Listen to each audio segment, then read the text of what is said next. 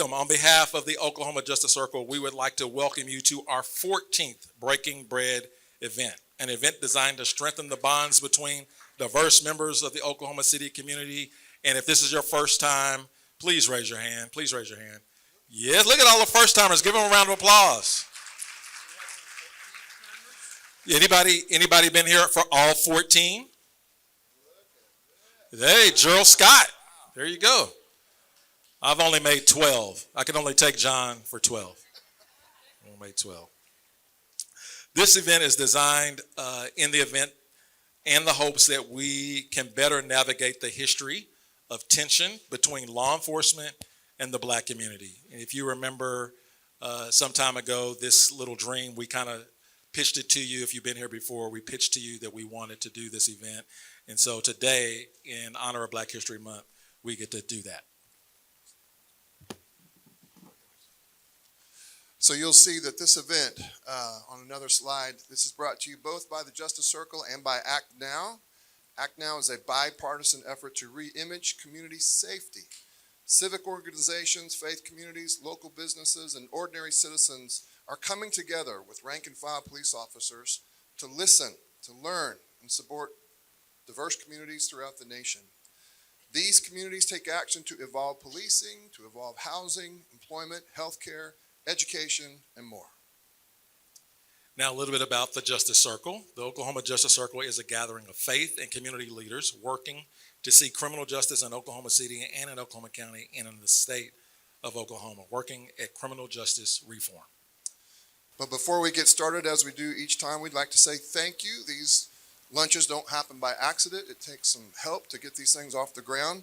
And so if you're one of our community partners and I mention you and you are in any way connected to these people, would you stand up, and at the end, we're going to clap for you.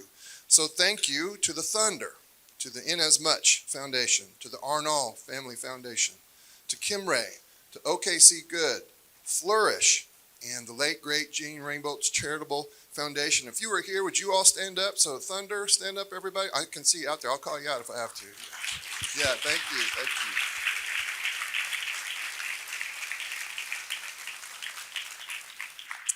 So being a lifelong law enforcement professional, today I am so excited that we have several law enforcement agencies that help make this actually a reality. So I want to give a shout out to the Edmond Police Department. Yep. The Dale City Police Department. The Midwest City Police Department. And the place where I cut my teeth, the Oklahoma City Police Department. So thank you so much for them. I also got to say, give a big shout out to Dr. Jamie Polk, our superintendent of Oklahoma City Public Schools, who gives me the latitude to be able to work with the Justice Circle and many other groups and organizations that I do. So shout out to Oklahoma City Public Schools. We like to start these meetings with words of hope, and so we've had different community leaders come. We've got a great one today. I want you to help me to welcome to the platform my friend, Pastor Ray Douglas. Come on up, Pastor.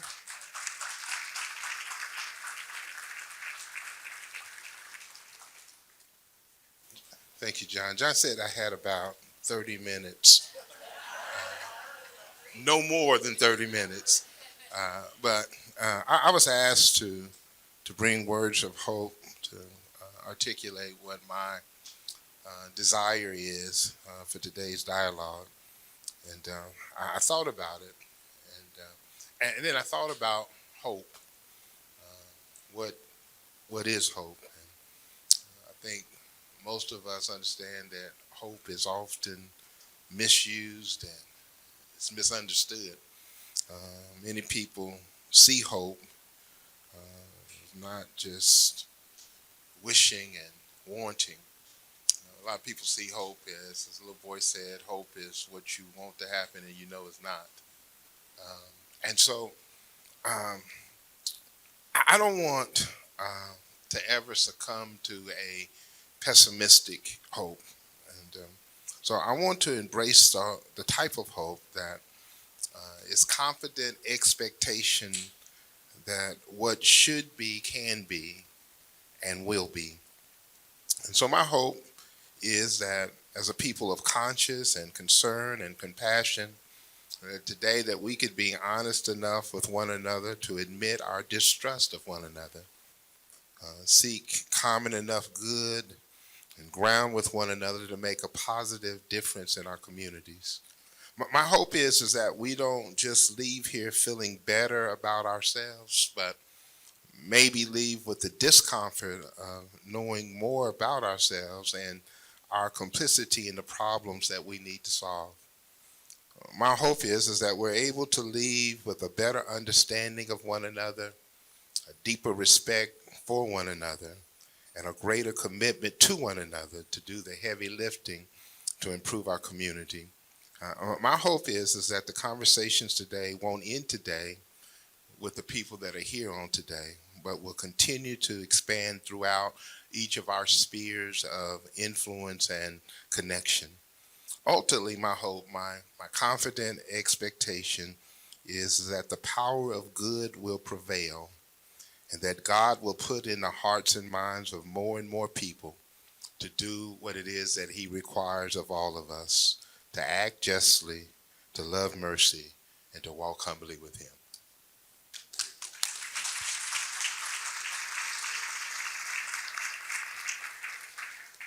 You had about another 20 minutes if you wanted to. So today we honor Black History Month, not just by highlighting the often overlooked contributions of Black Americans who have shaped this great nation, but by showing what happens when authentic relationships are formed. Authentic relationships are formed through a shared understanding of history. Oklahoma's history tells a story that helps explain both the deep distrust and the potential for reconciliation between the Black community and law enforcement.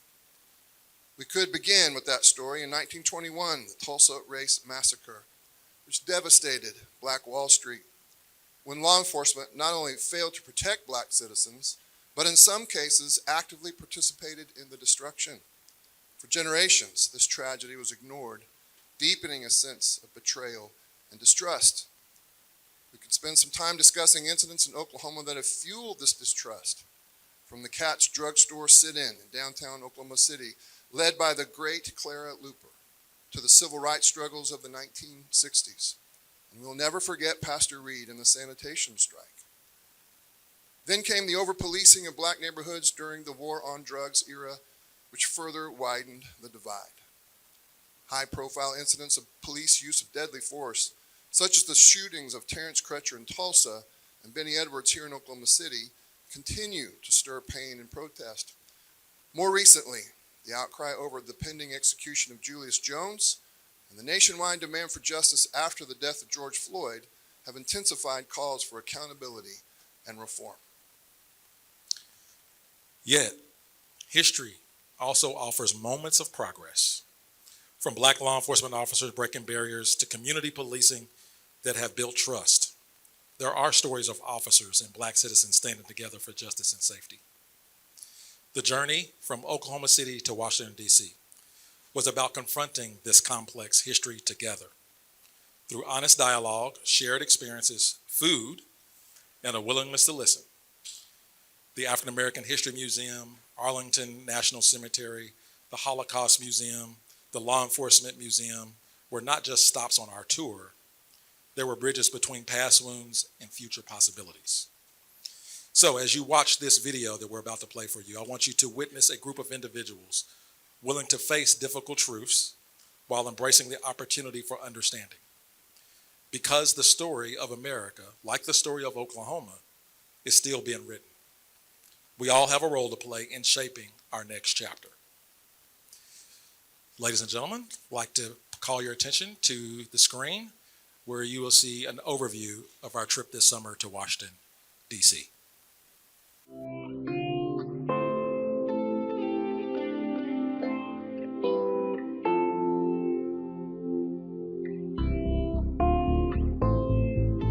So at our Breaking Bread events, we facilitate discussions always over food because they're going to be hard discussions, and it's easier to have these hard discussions over food. It was Waylon who started conversation about taking Breaking Bread on the road, taking two groups of people that might not otherwise share meals together and get to know names and stories. And those two groups were law enforcement and members of the Black community. My name is Tim Dorsey. I'm Deputy Chief at the Edmond Police Department. Quentin Hughes Sr. My job title is Executive Director, Northeast OKC Renaissance. It was a great experience for me, like coming into my third year in college. When this opportunity was presented to me, I was extremely excited to be a part of it. My name is Kendrick Adams. I work for Pratt & Whitney as the Senior Facilities Manager. My name is Sid Porter. I'm retired police chief of the Midwest City Police Department. What sticks out to me the most is realizing like these people would be longtime friends. I'm Michelle Henderson. I've been a police officer for 25 years with Oklahoma City Police Department. From my purview and working across different communities in the city, we're primed and ready to be able to own the process of having these conversations. We took a specially selected group of people and we set out a very intentional agenda to explore DC and America's history, to do it together and hope that really good conversations would happen that would unpack some really difficult things. But I invited Derek because Derek is the creator of experiences. He is the connector. How do we break down walls quickly and get them to connect? What I find the best way to do that is if you get people playing. We had a whole lot of things that happened before we got on the plane to help people engage with one another. Myself and Julius Singer, JC, went along fully as the documenting crew. We had cameras, both of us. So I was trying to capture just the relationships that all the individuals had with one another. It was really interesting to see the relationships that started to build. Because people were paired together as like kind of trip or experience partners, they made a point to sit next to each other on the subway or at a restaurant or on the bus, building a relationship just about life. We placed a high premium on conversations. We paired everybody up. We were in hopes that the conversation would never stop.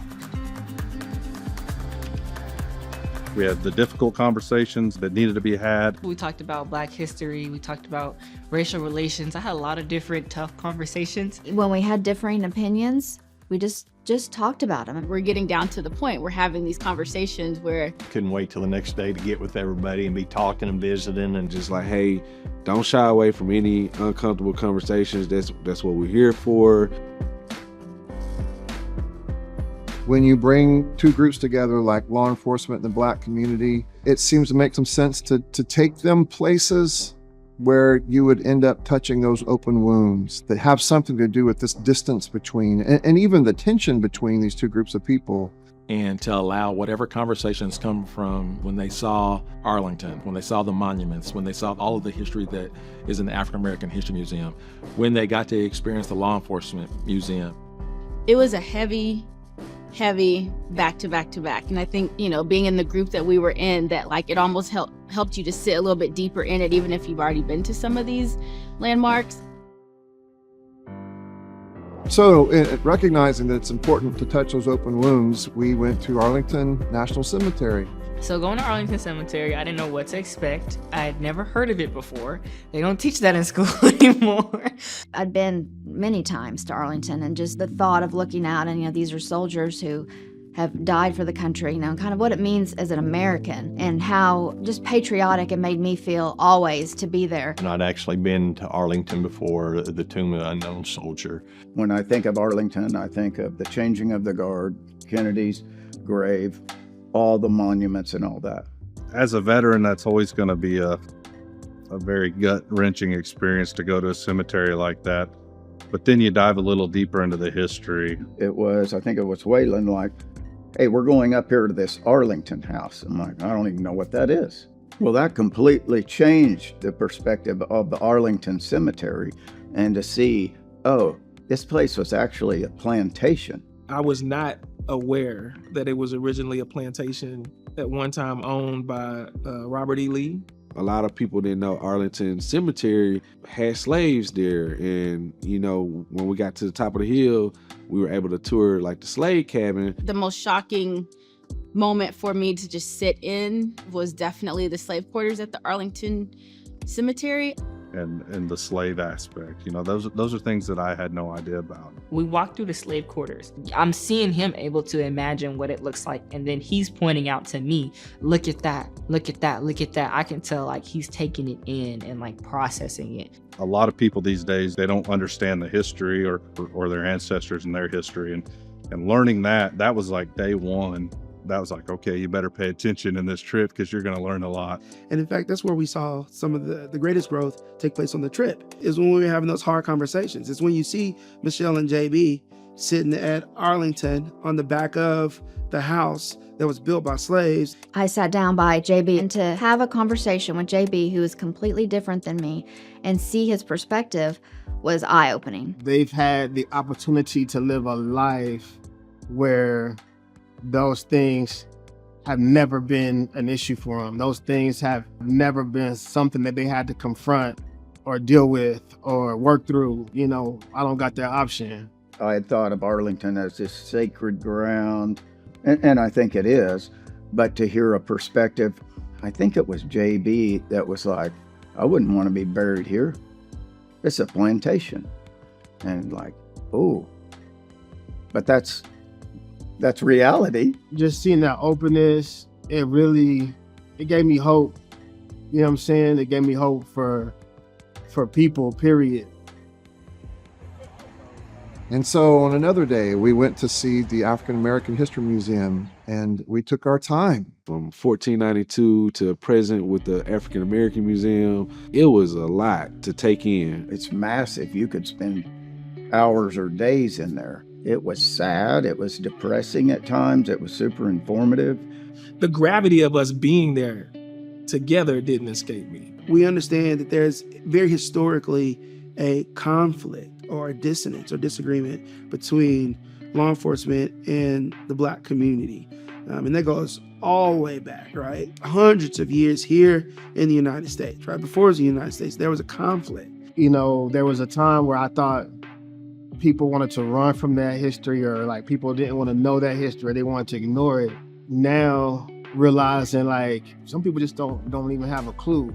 But once you get in that museum and you get a dive in depth into what African American people had to go through, it's very sombering. The emotion, I'll never forget. I mean, if that don't hit you in the gut and make you think more. There was things there that really gut punched me quite a bit. So, you know, the Emmett Till portion of that always just kind of takes me out. Your throat kind of catches when you think about that. Going through the African American Museum yesterday, once I got back to my room last night, I watched a 2-hour documentary on Emmett Till. I had to know more. I had to learn more. So it's been very humbling, very eye-opening experience. Next morning, he's like, I watched a 2-hour documentary. I was like, oh, wow, he's willing to do the work to understand. Being present and the fact that we were all going through it together, you really wanted to do justice by that. And to watch them react to the museum was, wow. Kind of put that together where I don't know that I ever would have before, just going to the museum with the people who look like me and don't have the same experiences. We're all here to learn, and you learn from each other. Specifically, just being at the museums is, for most people, it's just a movie. You know, when it come on TV, you laugh, you cry. When it go back off, you go to your life. You know what I'm saying? But for me, like, it's not a movie. That's something I have to live with and deal with every single day.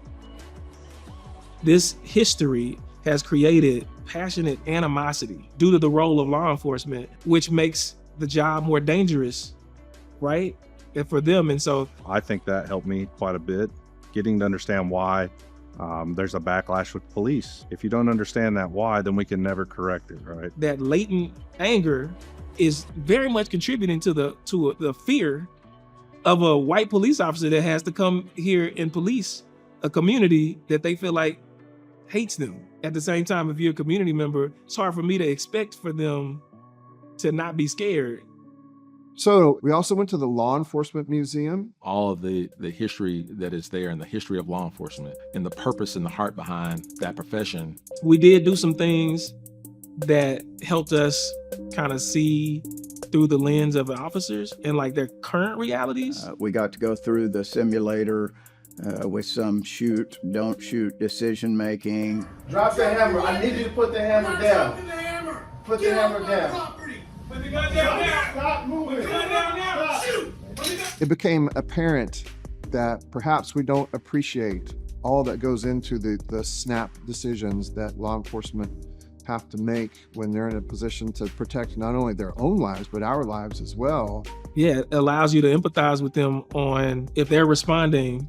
In some cases, they're not responding based on color. They're responding based on like these facts in this situation. And at the same time, you can't negate the biases that have, that have formed and accumulated over centuries.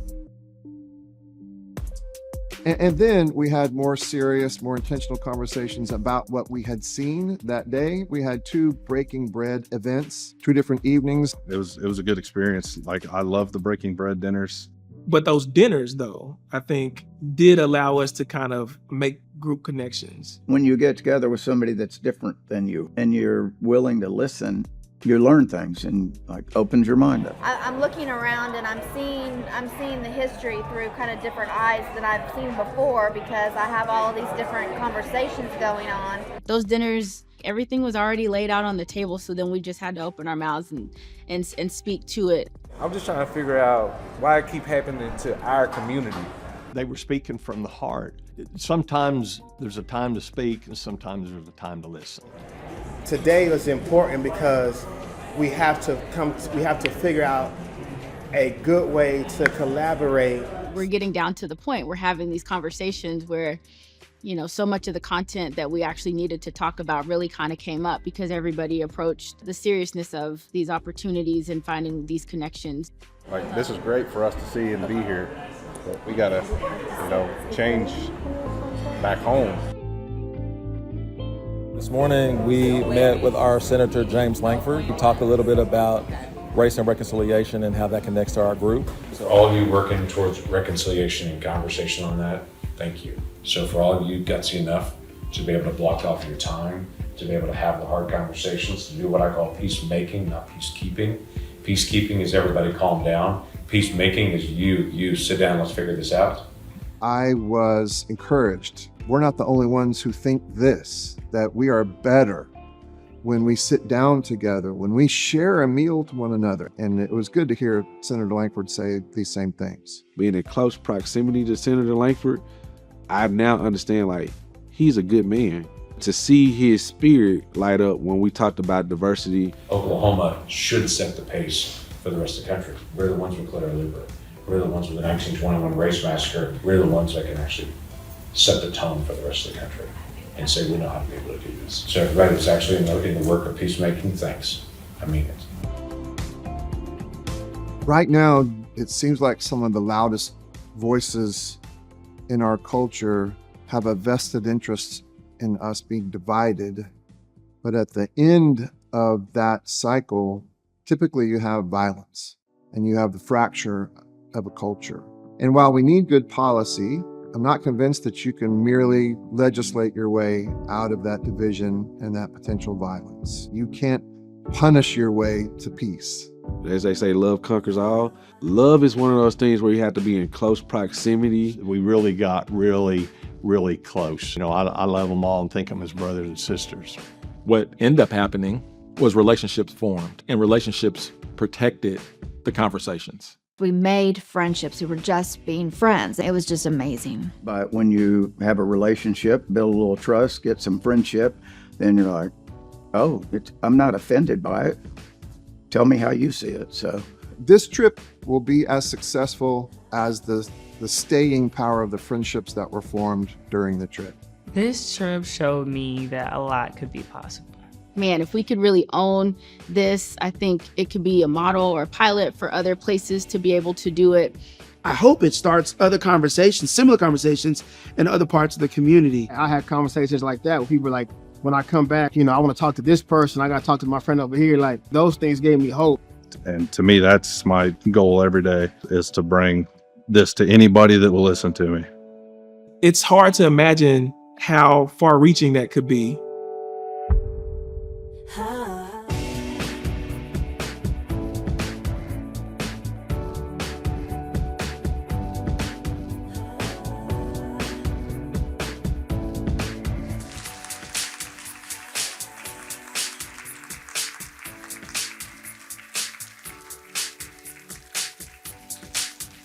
They deserve a bigger round of applause than that. They had to put up with John and I. That's good. So I watch that video and I get emotional. I don't know about you all, or maybe it's just the people that actually went through it. But for me, law enforcement, black guy, Northeast Oklahoma City, this was powerful because I once remember my uncle gave me a T-shirt. He's from California. And the T-shirt said "the hardest job in America" on the front job, and on the back of the T-shirt it said "being a black cop." And I loved that T-shirt because I understand that natural fear, but I also understand the job that law enforcement has to do. And so this trip was a joining of that thing, that battle that happens in my mind all the time. It's just understand and talk and figure it out. There is a commonality there. So I'm happy that all of these fine people agreed to go on the trip. I don't know. We didn't pay them, by the way. We didn't pay them. We just said, we're going to feed you. And so we got a few questions for them. But if you have a question that comes to mind, please write it down. We'll try to get to it. We're at limited time. If not, we'll probably get the answers to you on our website, right? That's right. Okay. Okay, Alvaro, let's switch back to the one right there. It is. That's a good one. Okay, because Derek, this is the first question. By the way, Derek, that's the best I could do for a picture for you. You look better than that. Yeah, you're supposed to be up there. What are you doing? Goodness gracious. So, Derek, here's the first question. I want you to explain your job on the trip and why was it so important? So I remember being in undergrad when I first chose my degree, which is outdoor recreation management at UCO. And they told me the cool thing about games and activities is that when you get people together playing, that they have an external goal to focus on. And so oftentimes music, games, activities, you can get a lot of people doing things together that they probably wouldn't normally do in an environment that's not organic. And so my job was to get our panelists, our participants, to connect quickly, deeply, quickly, and we use games and activities to do that. I remember there was one activity that we did that had these riddles on the cards. You guys remember the cards with the riddles? And they would look at the card, and one person would not get it, but the person next to them would get it really quickly. And so you pass a card to the next person, and one person is like, what does this mean? And the next person would be like, ah. And what happens in that moment is you're trying to figure out what they saw that you didn't see. And then at the end, when we hold the card up, it's like, 1, 2, 3, what does this mean? And then half the people get it, the other half, they don't. But then you begin to explain the card. So when it comes back around again, you notice it, you see it, and you know the answer. I think that happens with community often, is that I have an experience that maybe you don't have, that you don't understand. And when the moment is aha for me, but you don't get it, I get the opportunity in proximity, with relationship, with frequency, with vulnerability, with transparency, when I get to share with you what I see, and now you see the answer that I've been seeing the entire time. I think when we begin to share experiences, when we begin to share information like that, then we kind of close the experience gap. We close the information gap. And I think that a lot of that is what happened in this trip. Very good. I don't do anything without Derek, by the way. If y'all see me, y'all see Derek. He creates experiences. Crystal, how do you ensure, or how do we ensure, that the lessons from this trip turn into real action and not just another conversation? Yeah, thank you. I do want to say publicly a big thank you to the organizers first and foremost, so don't start my time yet with this response. I mean, you all saw the video, and it was just an incredible experience for me. I tend to shy away from, I have a PR firm, I tend to shy away from being front and center and positioning myself in these types of conversations and experiences, but this was truly amazing for me to kind of step outside of that and be a willing participant. And again, it was just a truly incredible experience. So I'll say thank you on behalf of all of us for what you saw on that screen. It went so much deeper than that. I've been thinking a lot about action because, you know, none of us got on the plane thinking that we were just going to be able to eat some free food, make a couple of friends, hang out with some friends that we knew, and then come back home and say peace and, you know, delete all those phone numbers of all the friends we just made. So thinking about action, I've equated it to sort of a ripple effect.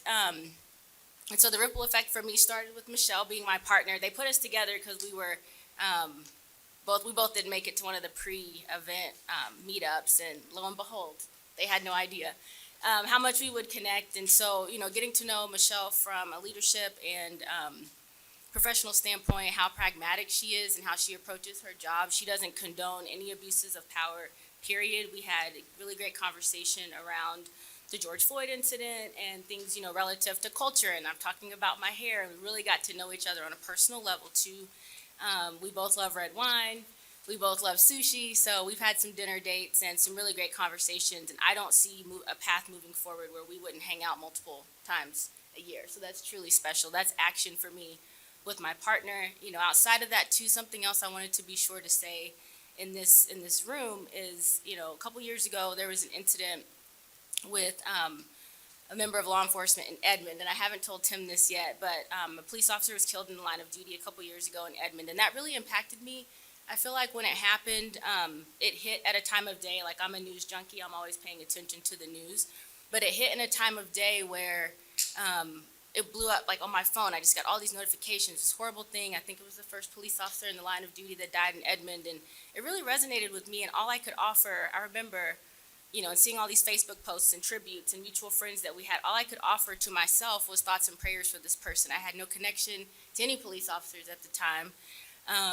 And now, ripple effect, what that action looks like for me is now, God forbid anything like that happens again, or if we've been on this trip before that happened, I would have been able to call my friend Tim, and he would have seen my number light up on his phone.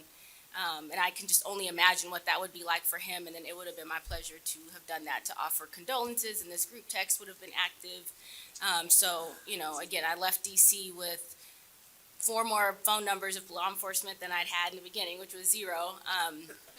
And, I'm not just calling them to get out of, speeding tickets and whatever else, right?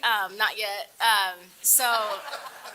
Yeah, action just looks like the ripple effect growing, us continuing to be in conversation. I mean, everybody here knows someone on this panel. We all are connected. News of the day is going to always kind of come up and force us all to activate, again, within this group text, but that ripple keeps growing. And the way we all look at each other and remain connected and are intentional, I think will continue to go a long way. So, it's a ripple effect, again, like what I equated it to, and truly like an honor to have been a part of this trip. Thank you, Crystal. Wait, John, I know you got another question, but Tim, do you remember when we went to Law Enforcement Museum and you went to the wall? There's a wall, a law enforcement museum of fallen officers from all over the country. And when you tell that story, I'm thinking of Tim down on his knees, Tim and Sid, finding that officer's name on that wall and taking the sketch of it. Yeah, I remember that. Go ahead. Michelle, no big deal. I just want you to speak for all law enforcement everywhere, okay? How can law enforcement agencies show a commitment to building trust beyond surface level gestures? This is a lot harder than when we practiced on Sunday with everybody here. I think that first and foremost, I'm very appreciative of all of our agencies that let us do this. We all have jobs, we all have manpower issues. So I think that the heads of the agencies allowing officers to participate in things like these things are really good for us. To hear the different perspectives and to see things from different angles, I think helps law enforcement. I think all 4 of us have very open minds, but not everybody that we work with does. So when we come back with our stories and our connections and the people that we've met and the views through different eyes just helps us as police officers. So hearing from the community and listening instead of just saying this is how it's going to be because we said so is the way to make change and make the bridge between law enforcement and the community and what the community wants from us. That's good. That's good. So we got a question here that we already have here. So the question from one of the tables was, were there any tense conversations or heated moments? What were they? Well, Kendrick, that comes to you. While we were there, there was the news of the police shooting of Sonia Massey in Illinois came out just as we were about to go into the museum. I remember your face. I remember the video. I remember JB sharing the video. How did the news of another police shooting of an African American in America impact your experience? I think we were all kind of trying to figure out how, like, I knew about it, and when I got to the group, that was the last thing that I was going to bring up, because I just didn't know how everyone was going to react. But JB actually kicked it off, and he was like, "Hey, did you hear about the shooting?" And there was 3 different responses, right? So I noticed, like, all the, the black people, we were like triggered.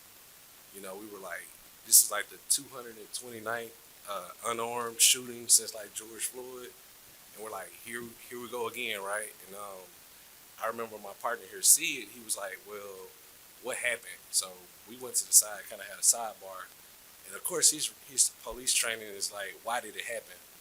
So he's looking for probable cause or whatever the proper term, and I'm just there ready to kind of just in outrage, right? But it brought me to a point where I was like, I gotta listen to Sid as far as the police training part.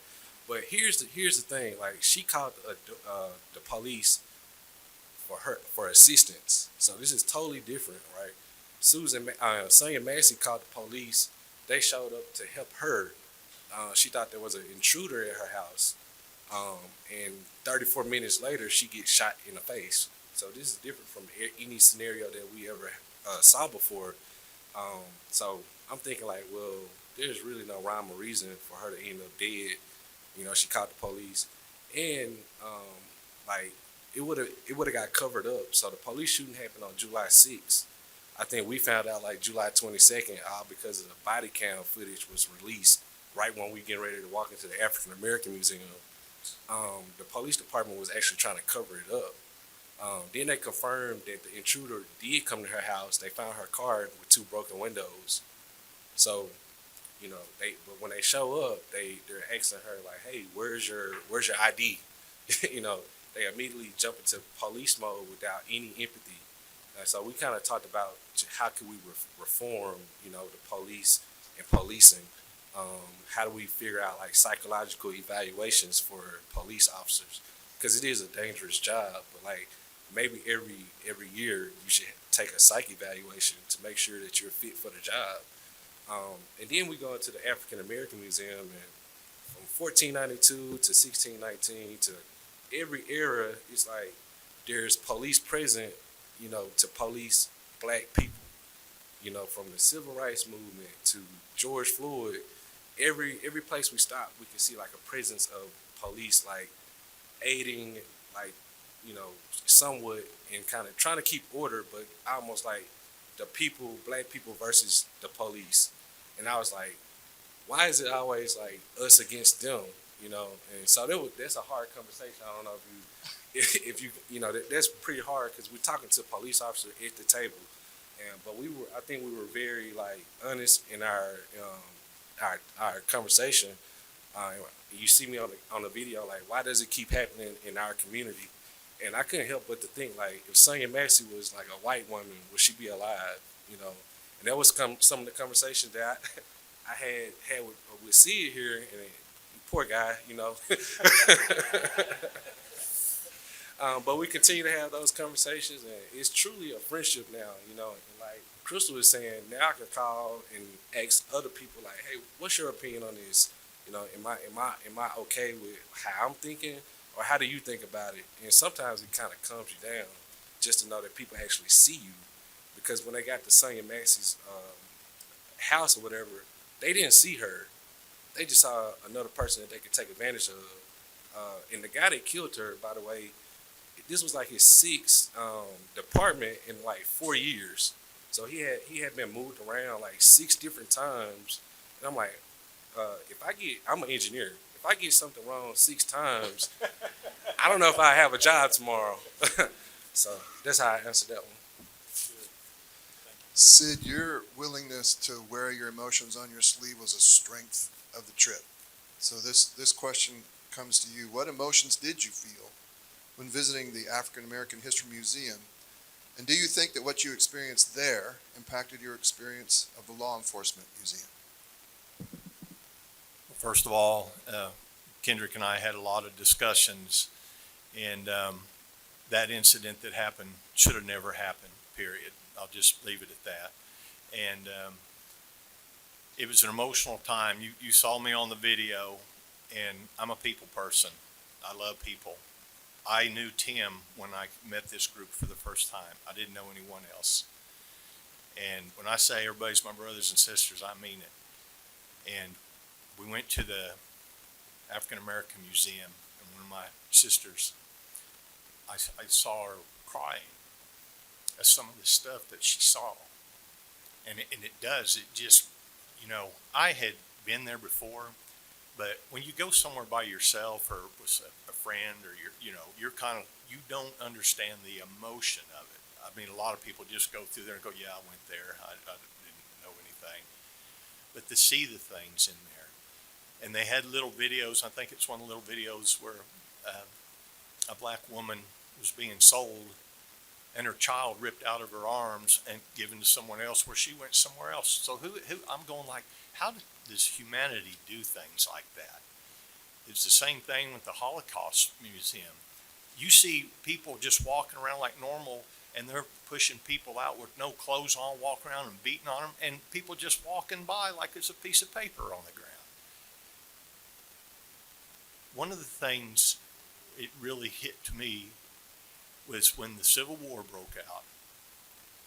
An African American, it's this male that was a slave, he'd been beaten so many, they had a picture of him so many times with a whip on his back. I don't know how he could survive it. But he comes in and joins the Union, and they show what he looked like when he came in, all these scars, and then you see him proudly standing up to fight for his country.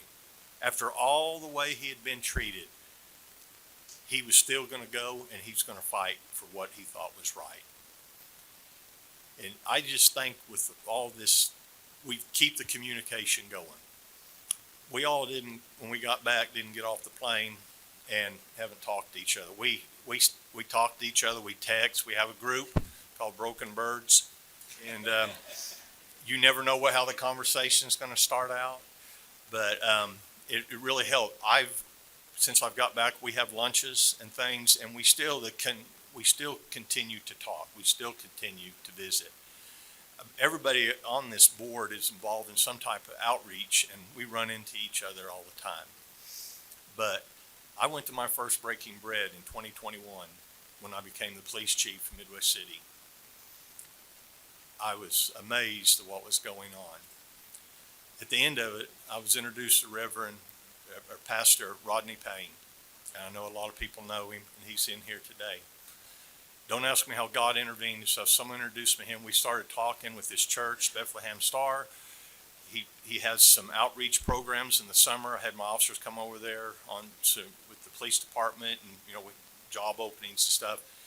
And it just kind of hit me on there. I need to keep going on this.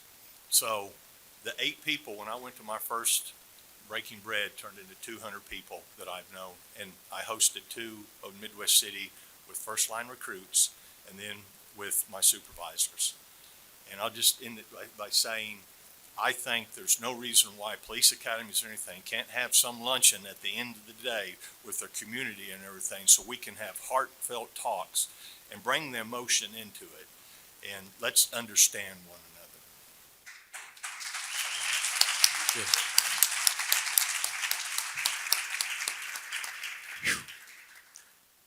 Wit. Captain. Yes. So you did some homework. We saw in the video you did some homework and learned a little bit more about Emmett Till and stayed up late. But I want to ask you, what part of the experience challenged you personally? What challenged your personal beliefs or any assumptions that you brought with you on the trip?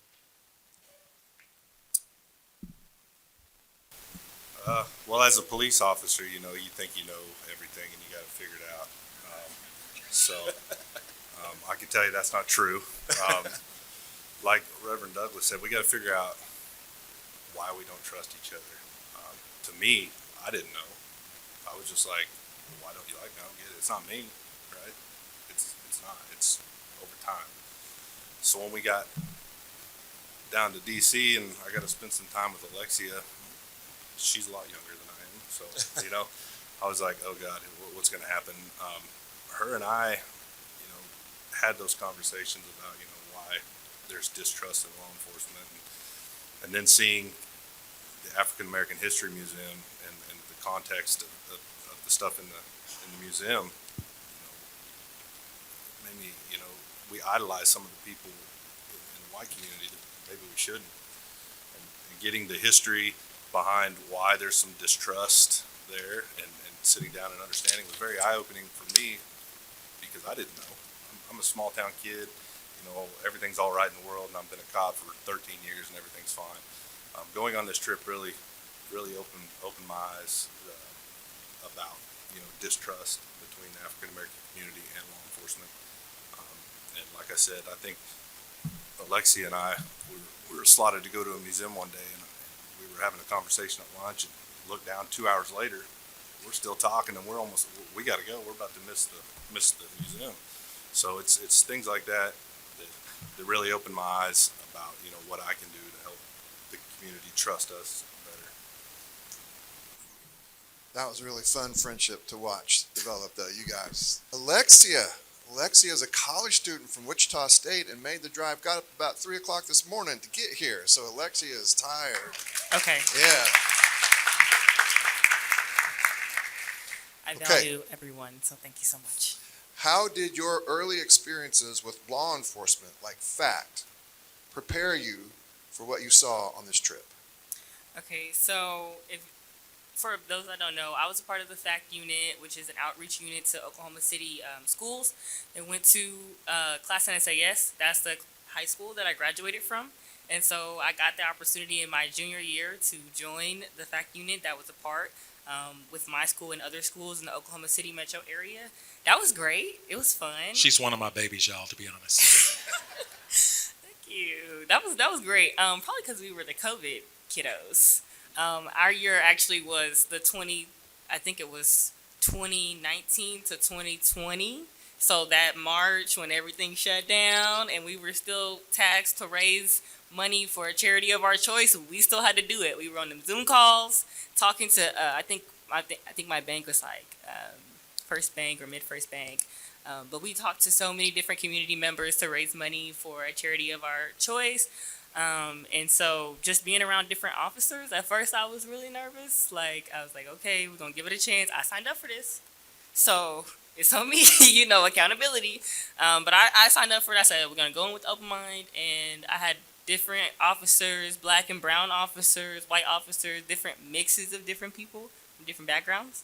Some of them were like me, very academic, very studious to a point, and then they were like, oh no, I'm not doing this anymore. Or this is my life's work. This is what I really want to do in life. I want to be a police officer. So, different people with various backgrounds, and it made me trust them a lot more. I met Derek here. He was a part of that as well, very key part of that. As you know, Cuban. But yes, it made me more comfortable around police officers and just in general, and made me think like everybody is not out to get me, or I don't need to trust everybody. Because while I had family members that were in the Army, Navy, Marines, etc., I didn't have any family members or people that I really knew in the police background. So I came in very skeptical, but I just saw people joking around and making jokes and having fun and talking to us like, how was your morning and things like that. That was not a thing at our school or anything outside of that to the point before then. And then after that, it definitely improved when I went back to school. I tried to get to know the officers at our school. I tried to get to know the people that were around us. And I found, okay, they're a little approachable. So this really helped me be a little more comfortable and have an open mind and see where people were at and what I could share with them. That's good. That's good. Tim, Chief Dorsey, can you share a conversation from the trip that changed your perspective on race or on what? So the trip, we're going to Washington, D.C. In my mind, the cop mind, I'm like, that's a dangerous place. I think there's a good chance we're all going to die. But my partner, he's a rather big guy, and I'm not. And so I was happy to make a new friend. Quentin and I have hit it off and still hang out a little, and we had a good time together. And so, but the conversation that I remember, we were talking one night about, like, what are you asking? Like, you want the police in your neighborhood? You know the problem areas. What are the issues? And it was like, yeah, I want police. I just don't want over policing. And I said, over policing? What's that? And he's like, stopping me in my neighborhood for small things, for minor violations, for these kind of things. And I was like, oh, that's what we call good policing. Two totally different perspectives with no communication. Like, we have a duty, like, to protect our community. We want to make it safer. And so if we're having trouble in an area, we'll be like, saturate that area, stop people for everything, see what they're doing. But because of our no communication, we're on two totally different pages, where I could see that if we have a relationship, we can talk to you. Oh, you're having problems with auto burglaries? What time? Okay, we're going to saturate the area. Okay, I'm going to tell my neighbors and friends there's going to be a bunch of cops here. They're going to stop everybody they can. But without that communication, they're just picking on us. And so, but all of that is about communication and, more importantly, a relationship. And that's what happened on this trip. I met people I would have likely never met in my life on this trip, that now we talk, text, got a question, or he sees something, I see something, you can reach out and go, I don't think that looked good, JB, what do you think? And so. One thing that happened is JB has really influenced the way Tim dresses on his off time. Dr. Quentin Hughes, Senior. What do you think prevents more conversations like these from happening in our communities? Well, first off, I want to shout out again the organizers of our trip and of these conversations. Waylon and John, shout out to y'all, and also shout out to Mark and JC for the future Emmy Award winning video they put on. So shout out to y'all. I think we've all said some things up here that kind of answer that question. There's trust. There's relationships. There's communication, or lack thereof, right? And then I think there's also, an acknowledgement and an opportunity to grow consciousness. I think something that was noticed maybe by law enforcement, both at both the Law Enforcement Museum as well as the African American History Museum, was obviously like the history of policing and the Black community, right?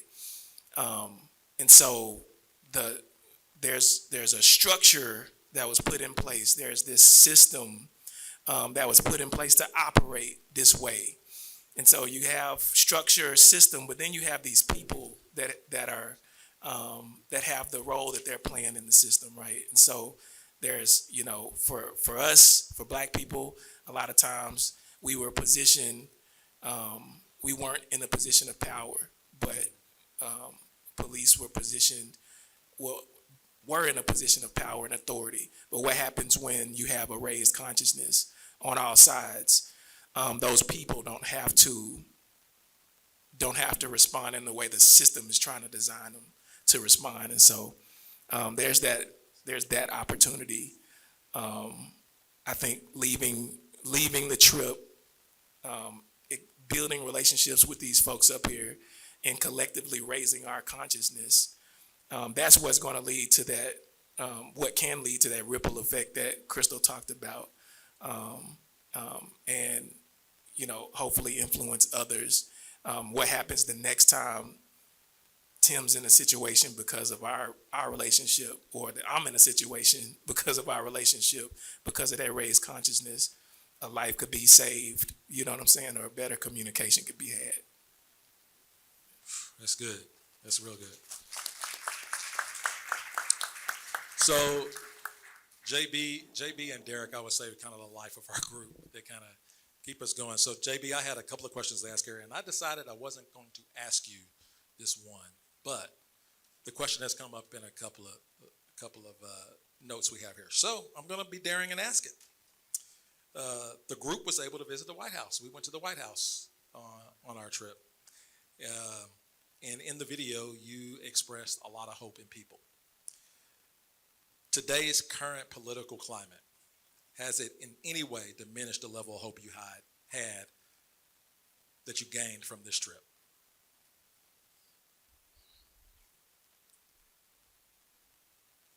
Everybody's going, woo-wee, I'm glad he didn't ask me that. Okay. Whew. Tough questions. Yeah, that's the one I said I didn't want to ask right. But to be completely honest, I've had the opportunity to go to the White House a couple times over the past couple years, and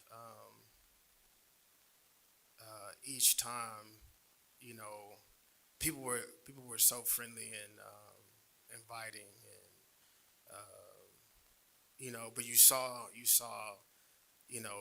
just people, just the hustle and bustle of what happens in there, right?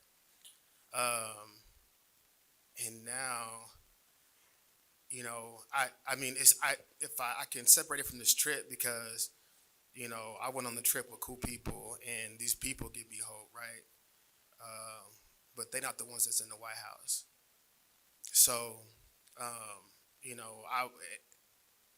I'd say, yeah, I've lost a lot of hope, a lot of the energy. Like I wouldn't feel welcome there today. You know what I'm saying? I don't feel like, like I remember walking.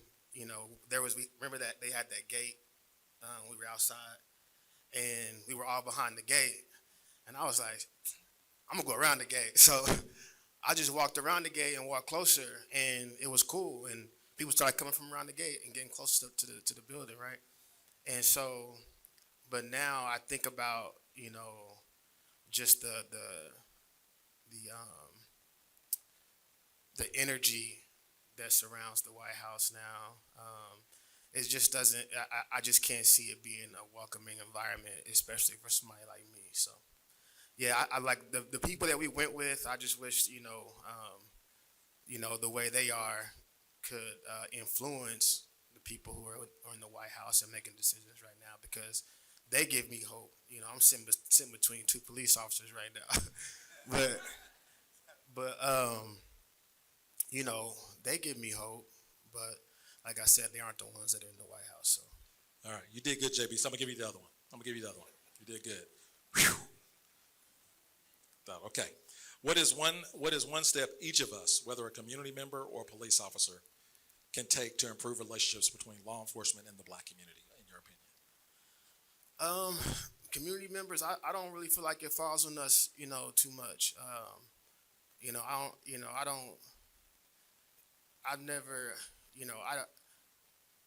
I can't imagine a police officer getting behind a police officer's car and him feeling like he did something wrong. You know what I'm saying?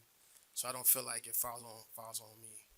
But one thing I said, I'm pretty sure on this trip, was that one thing we could do is not wear our uniforms, and you know what I'm saying, to meetings like this. I think that if we're trying to create a space for open dialogue and conversation, like,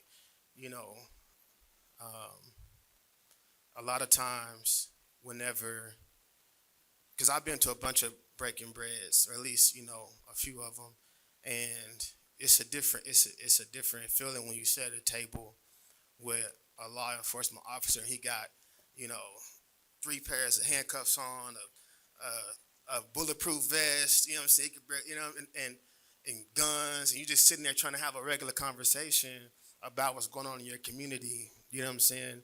So I think that's one thing. Is like there needs to be, and not to go in on y'all, but I said it when we first started.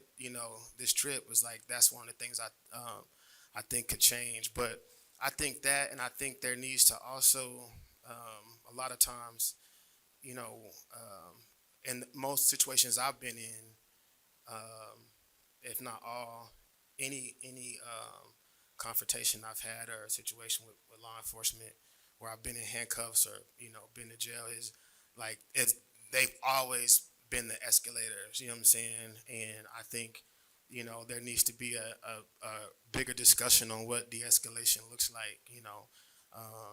And I just I think just for conversations, I think the first thing we could do is come to the table equally, like today, Waylon told me to put on a button-up shirt, and I did it, you know what I'm saying? So, you know what I'm saying? So I just feel like, those are some small steps we can take, so.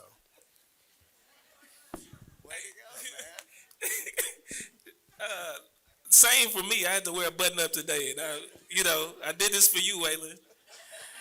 Y'all officially my nephews now. Call me uncle. Call me uncle. No, I wanted to add to JB's response. My answer before was about raising consciousness, and so I'm going to add on to that. The part about raising consciousness that I think that law enforcement could do is try to. I think there's an education around the trauma and the depth of it, and it manifests today like as a deep distrust, right? So understanding that when you're approaching, and it's a justified deep distrust, like believe that it's justified, and so now approach. People in communities like this, knowing that, right? Modify your approach. If there's a self-reflective gene or opportunity for you to like step outside yourself and see the situation before your approach. And some training like that, I think for all of us actually, like not just law enforcement, training like that for all of us in terms of perspective would be helpful, but especially law enforcement that have to police communities where there are generations of trauma based on the history of policing. That's cumulative. I'm sorry, I just wanted to add one more thing, because there is something that we could do as a community, and I had to do it when we were on this trip. I just remembered. But, we can also, like, I had to give these brothers and sisters a chance, you know what I'm saying? And that's one thing we can do. Like, I never forget whenever Wick came in, sat down next to me, I said, I could tell he a cop by how he sat down like this. And I was like, but he ended up being like one of my favorite people on the trip. You know what I'm saying? Because I gave him a chance. And the same thing with Tim. I looked at him, I was like, I don't even like going into admin. You know what I'm saying? But I gave Tim a chance. You know what I'm saying? So I think that's one thing we can do. Woo, give him a round of applause. Oh, and he saved my life. He did. He saved my life. I forgot about that. Hang on, I'm sorry. He wanted me to tell about the time he saved my life in D.C. real quick. Yeah, go ahead. Okay, so. Or you want me to tell it? You can tell it. You want? Okay, so we have a shoot, no shoot simulator, and JB and Tim are paired together, and you saw a little bit of it in the video where this guy's with the hammer, and JB is standing there, and the guy said, "You got to talk to just like this is real. The screen will react to you, and all that kind of stuff." And JB is standing there with his hands behind his back, saying, "Sir, you need to put the hammer down. I need you to put the hammer down. Put the hammer down." The guy's coming closer. He's getting more agitated. And you see Tim take his gun out of his holster and just put it behind his leg. And I know what's happening. I don't know if everybody knows what's happening.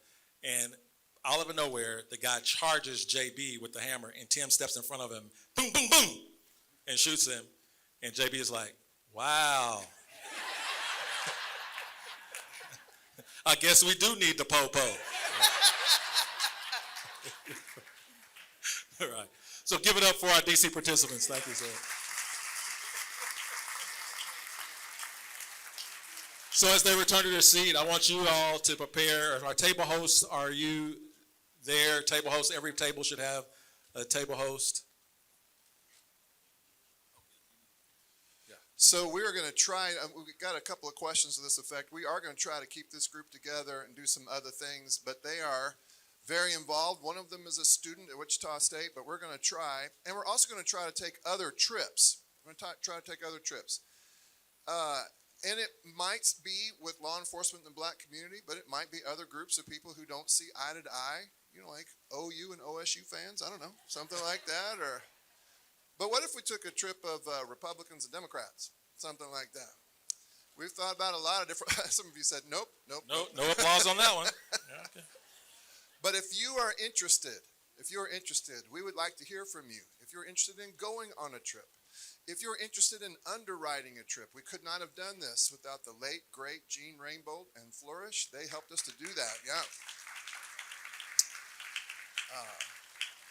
If you would be interested, so just so you know, it took about $75,000 to take this trip. And if you'd be interested to help scholarship somebody, maybe the next Alexi Events who wants to go on a trip like this, would you please email us or come see me and Waylon? We will be at the back of this room right after this event. So if you're interested in partnering with us in one way or another, please email us or come see us. All right, so you're ready to do the hard work at your table. And so we have some table discussions. If you're the only ones at your table, if you don't have enough at your table, just go to another table where they have other spots.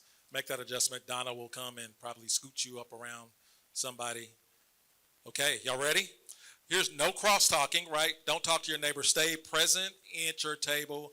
Listen to the speaker, but don't dominate the conversation, right? Give everybody a chance who wants to speak. Put on your thick skin. You're here to make friends. Share.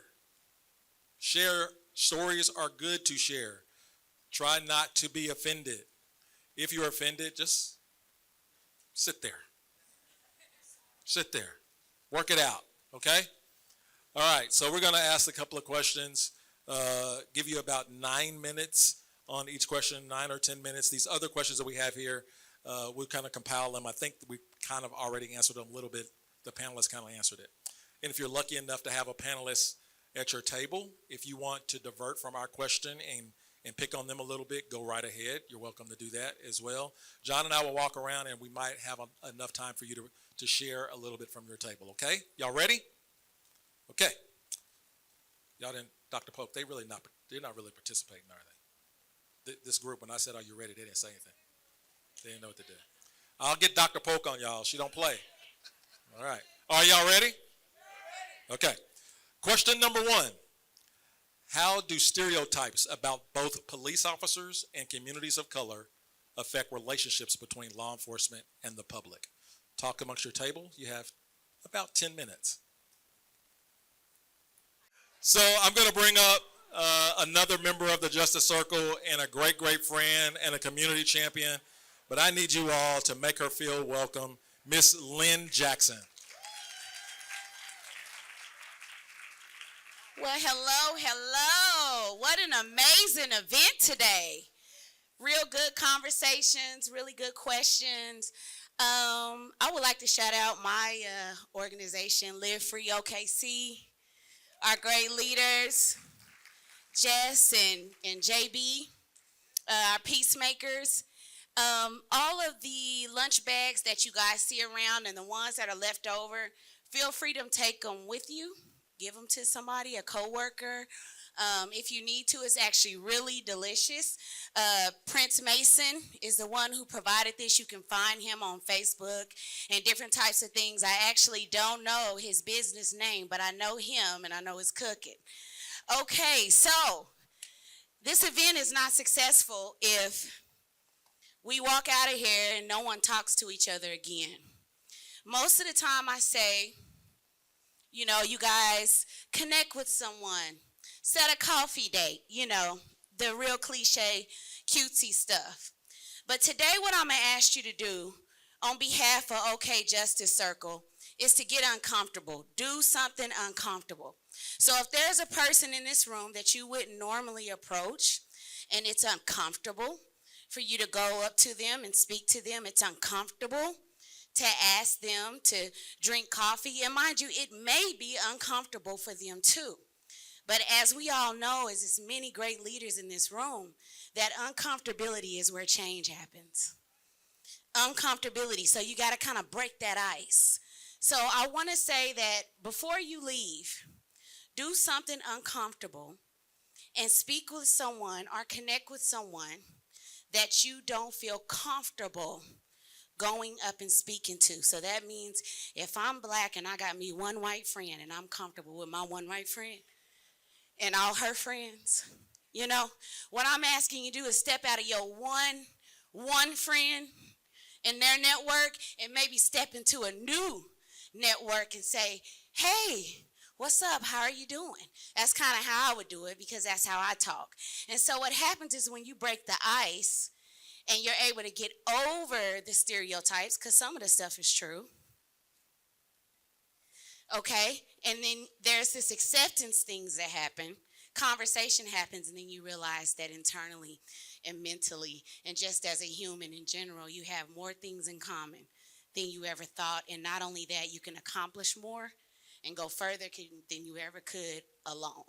So you guys make sure,